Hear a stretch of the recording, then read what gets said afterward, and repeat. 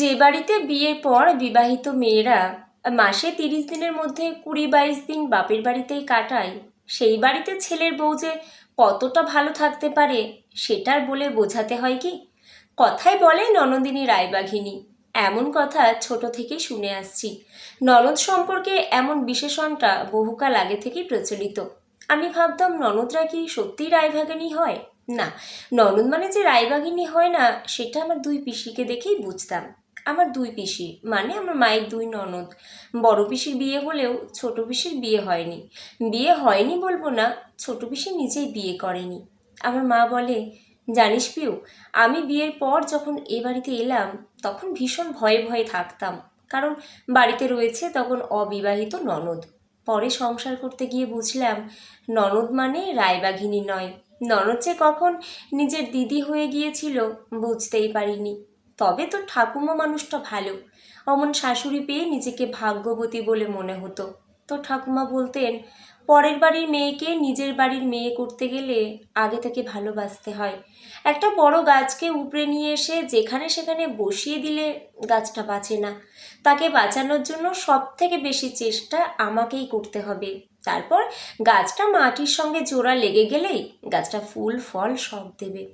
একজন লেখাপড়া না জানা গ্রাম্য মানুষের এমন কথা, তাও প্রায় আজ থেকে কত বছর আগের কথা। মনটা উদার হলে তবেই এমন ভাবনা কেউ ভাবতে পারে। তার জন্য লেখাপড়া করতে হয় না, কারণ মানুষ মন নিয়েই জন্মায়। ছোট থেকেই দেখেছি আমার দুই পিসি আমার মাকে এত ভালোবাসতো। আমার মা তাই গর্ব করে সবার কাছে বলতো, এমন ননদ পাওয়া ভাগ্যের ব্যাপার। সেই ভালোবাসা আজও অটুট।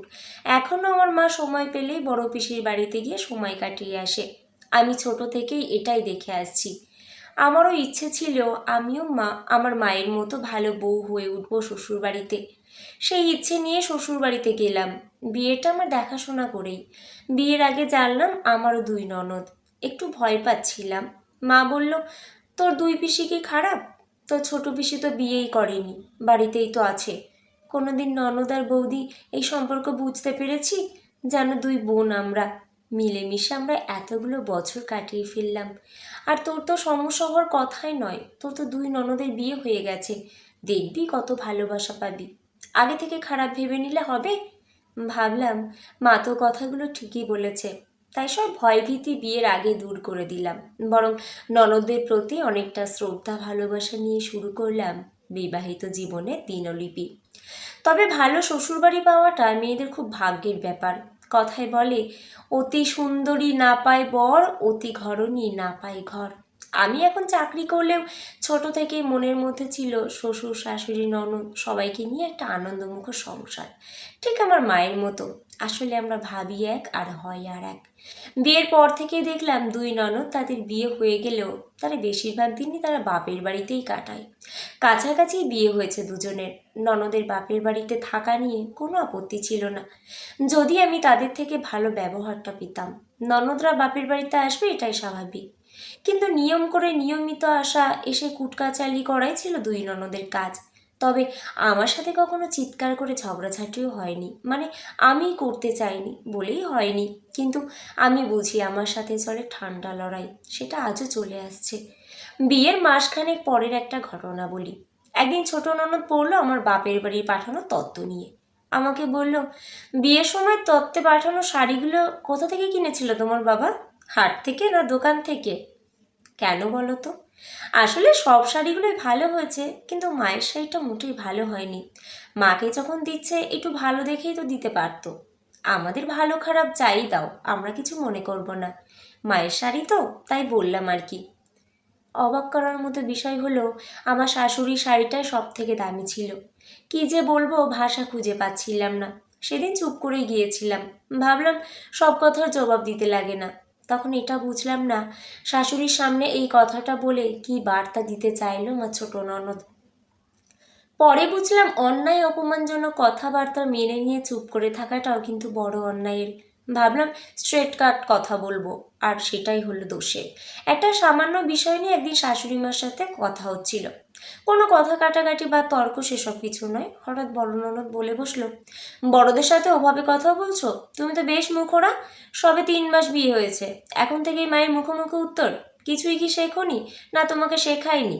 আমারও তো শাশুড়ি আছে, কই আমি তো ওরকম করে কথা বলি না।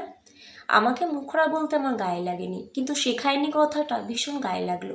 তখন সবে নতুন বিয়ে হয়েছে আমার, তবুও কথাটা সাহস নিয়ে বললাম। শাশুড়ি বৌমা একসঙ্গে থাকলে ওরকম দু একটা কথা হয়, তবে দিদি তুমি তো শাশুড়ির কাছেই থাকো না, থাকলে এরকম দু একটা কথা কিন্তু হতোই। তার পরের কথাগুলো না বলাই ভালো। যারা নিজেরাই শাশুড়ির কাছে থাকে না, তারাই আবার আমার ভুল ধরে।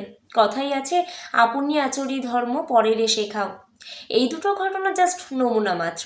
এইরকম কথাবার্তা প্রায় দিনই চলে, আর সেটা 5 বছর ধরেই চলছে। এখন আর ওইসব কথাগুলোতে পাত্তা দিই না, ভাবলাম নিজে ঠিক থাকি, যে যতই বলুক তাতে আমার কিছু যায় আসে না। বিয়ের পর শাশুড়ি বৌমার একটা বন্ডিং তৈরি হয়, দুটো মানুষ একসঙ্গে থাকতে থাকতে। ভালো মন্দ সব থাকবে, তার মধ্যে একটা টান গড়ে উঠবে। আমার শাশুড়ির সাথে এই কয়েক বছরে কোনো ঝগড়া বা খারাপ স্মৃতি আমার নেই, কিন্তু যে টানটা আমি আমার মা ঠাকুমার মধ্যে তৈরি হতে দেখেছি, সেটা আমার শাশুড়ির সাথে আমার তৈরি হলো না। তার কারণ এই দুই ননদ, দুজন মানুষের ভালো সম্পর্কের পথে প্রাচীরের মতো দাঁড়িয়ে আছে এই দুজন। তাই ভাবি, যা 5 বছরে হলো না, তা আগামী 15 বছরেও হবে না, যতদিন না এই বিবাহিত দুই ননদ নিজেদের শ্বশুর বাড়িতে গিয়ে থাকছে। এরা নিজেরাও কোনো সম্পর্ক গড়ে না, অন্য কেউ করতে দেয় না। আমি চাইলেও আমার প্রতি শাশুড়ি সেই টানটা কখনোই তৈরি হবে না। মাঝে মাঝে মনটা খারাপ হয় ননদদের এই ব্যবহারে, তখন মাকে বলে মনটা হালকা করি।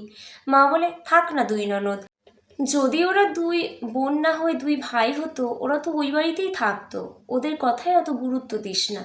আমি অসুস্থ থাকলেও আমার খাবারটা আমাকে নিজেকে নিয়েই খেতে হয়, তবে আমার স্বামী সে খেয়ালটা রাখে, ওইটুকুই আমার সুখ।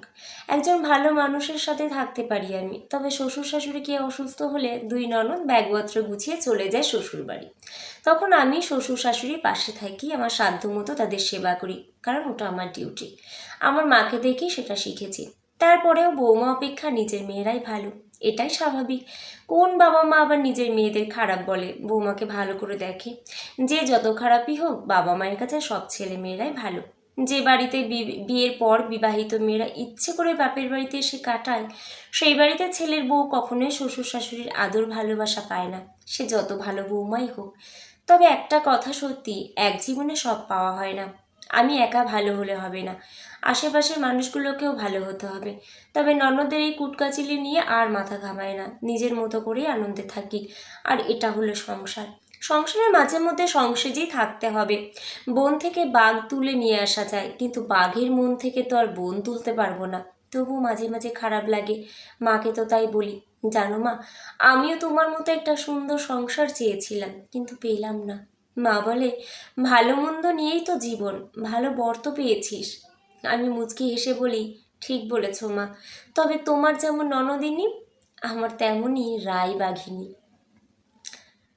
সমাপ্ত। কলমে সরজিৎ ঘোষ, পাঠে সুপ্রিয়া ঘোষ।